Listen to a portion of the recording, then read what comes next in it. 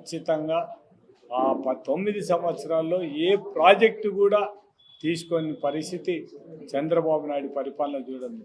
ఇలేదో తెలుగుదేశం నాయకులు మాట్లాడడం జరుగుతున్నట్టుంది. ఏదో జగన్మోహన్ రెడ్డి ఏం చేయలేదు అది ఇదని. జగన్మోహన్ రెడ్డి, రాజశేఖర్ రెడ్డి ఆ విధంగా ఎస్ఆర్బీసీ 22 కేషొప్పులకు పెంచితే జగన్మోహన్ రెడ్డి వచ్చిన తర్వాత తెలంగాణ ప్రాజెక్టులకు అన్ని కూడా నీళ్లు తీసుకుంటే 800 అడుగుల వరకు పోతే మనకు నీళ్లు రావనే ఉద్దేశంతోనే రాయలసీమ ఎత్తిపోతల పథకాన్ని 800 అడుగులు కూడా మనం ఎస్ఆర్బీసీకి నీళ్లు తీసుకోవచ్చు అనే ఉద్దేశంతోనే మొత్తం 85% పూర్తి చేసిన ఘనత కూడా మన నాయకుడు జగన్మోహన్ రెడ్డి గారు.